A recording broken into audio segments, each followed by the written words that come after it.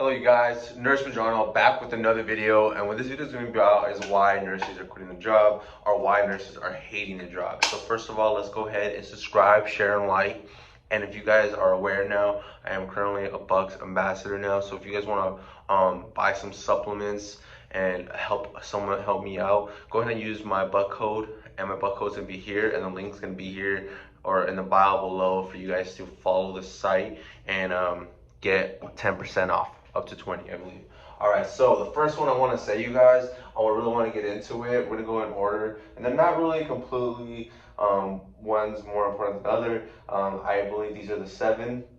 So the first one I want to say bad management and toxic coworkers. Okay, so I really believe management plays a big key in nursing. Okay, I've been to hospitals where I've gone, and I just knew that the fact that it started in the foundation and the management wasn't going to change, so I knew I couldn't really make a big change in that facility, because if the core is messed up, it's kind of like everything else is going to be messed up. All right, so but I've been to good places where the management was strong, and I was like, you know what, I like this place, the way they carry themselves, and you can just kind of just tell that if the higher ups are putting themselves in a certain level, then the nurses and everybody else kind of just falls in between that, right?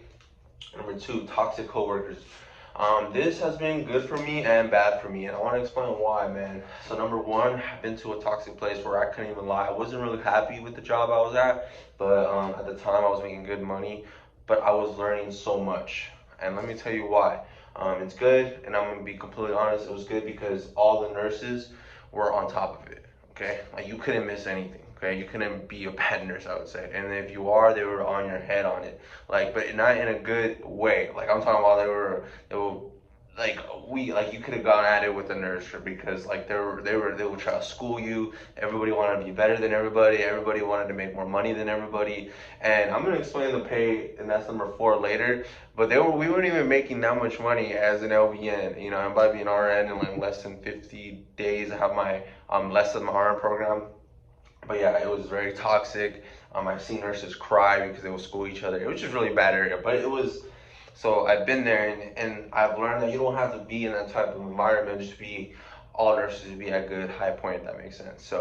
But it was good because I learned a lot, and it taught me how to be a good nurse and be on top of everything.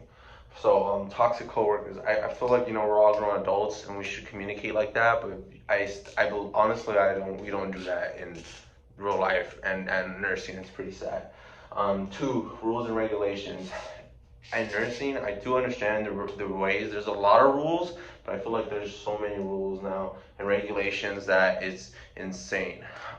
There's always something new coming up. You always have to do so much things in nursing. Where you need to do a lot of temperature logs, and then they want you to do daily charting, then daily Medicare, and then 100 Jackson scales. And when you guys don't know what Jackson scales are, for let's say you have 30 patients, right? And this is why a lot of people are going away from bedside nursing or like convalescent hospital, or where they say it's the dark side of it, because it will give like 30 patients, and then you can do a Jackson, which checks like for COVID-like symptoms, right? And that can be a lot. You have to check your CNAs and make sure they're doing their job, and it can be quite overwhelming amount of work, especially for new grads. Okay, and this is why I've always spoken to nurses, like, if you're a new grad, let me help you out, like just working on your Medicare or your Med Pass, let me help you with like the charting and stuff like that, because I've been a new grad nurse at one point, and people forget about that, and I was helped. So number 3, the lack of support of new nurses. I've seen this so much, you guys. And also, it could be, even if you're not even a new grad and you're just like a registry nurse, and where a registry nurse is like where you're part of a company that are helping facilities with help of staff because they're short of staff. And you think they would be helped more, but they know the fact that they're getting paid well, that they don't want to help them at all, which in a sense is bad, because then that nurse comes in, and first of all, they have to come in, not get orientation, and get straight on the floor and do his best job that they could. So the fact is that you have to do all that, and it's also depending on the nurse, right? Is he a good nurse, and is he trying to do good either way, or is he just a lazy nurse? So I'm open to all discussions with that. But the lack of support of new nurses, man, I've seen new nurses, man, just be eat by their young, or not older nurses kind of not help. And in my head, I'm like, man, if you're a new grad nurse, like, I know you're there where you want to help and no one wanted to help you. Thank God, fortunately for me, I was helped as a new grad, so I think that's what kind of helped me um, help new grad nurses. So I've seen that the lack of support, man, and it's sad because us nurses, we need to change that for facts. The pay, all right, I've been there, man. Where I've gotten my as an LVN, my first pay was that was 5 years ago. Now I've been LVN for 6 years, five. 5 years now. May 13th is my 5th year. Been LVN since I was 20. I'm 26 now, so it's 5 actually. I've done the math and everything. A lot of new grad nurses. A lot of people are not getting paid well, and this can be a lot of issues. Why you're not getting paid well. But a lot of nurses, some are, getting the low ball end, some are getting higher ball ends. And I've discussed ways to increase your pay in my other videos, but I deleted them. But I will be honest, when my first time as a new grad nurse, this was 5 years ago, I was getting paid $21.50 an hour, which was bad. I remember when I asked for a raise, he only gave me 50 cents. So I ended up quitting, and I recommend you guys not quitting, but moving to another job. Currently as an LVN now, right now I'm at 38 an hour, so that's a big jump.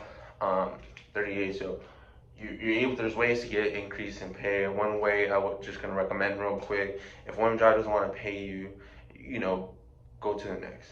Okay, if you feel comfortable, I would say don't get too comfortable at a job, because just if you want something, another job can pay you. Get your experience first, be a good nurse.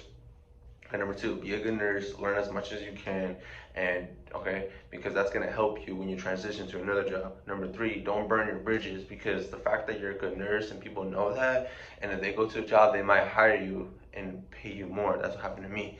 And I've gotten up to like with hazardous pay, you can pay more during COVID. So, and I understand that, because why people are complaining about that. And sometimes nurses who've been nurses for 12 years getting paid less than me.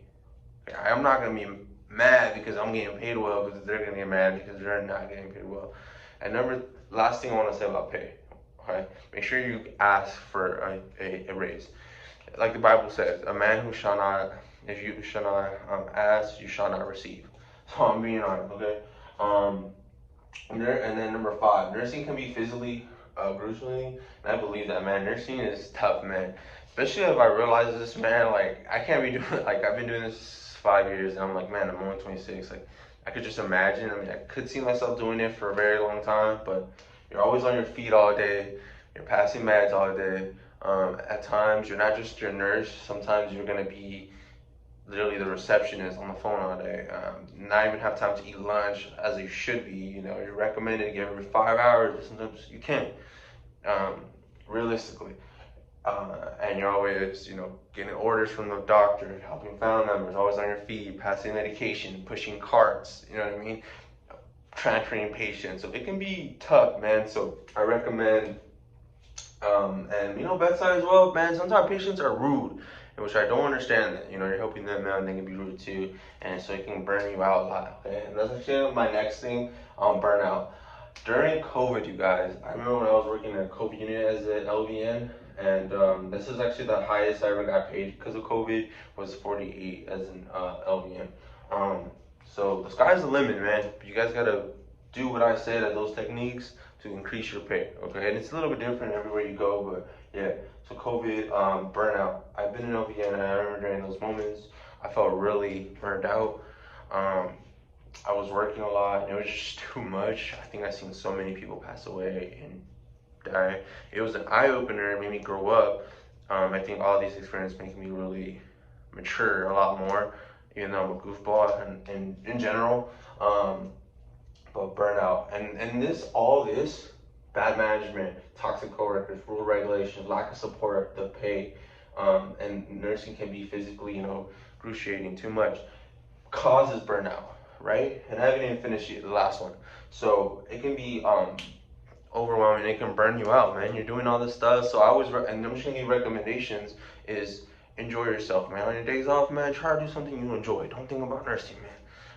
When you're in there, man, give it your all, do the best you can. So when you go home, you don't have to worry about it. And when you go to the gym, or learn a new hobby.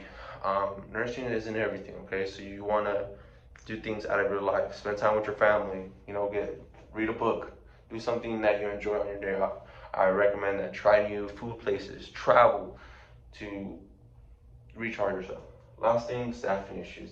I've been this, and staffing issue has always been an issue. And I've said this in my first video, and never did really well, that they were gonna need about like 400,000 new nurses by 2025, and we're not even close to that. So, and there's always a staffing issue, okay? And it can lead to burnout, because that means you're gonna need to do more and also help more, and also, and you know, you're not gonna be able to help your patients as much as you can. And this is something that I've hated about nursing, about being in a convalescent hospital especially, is I've had like 30 patients.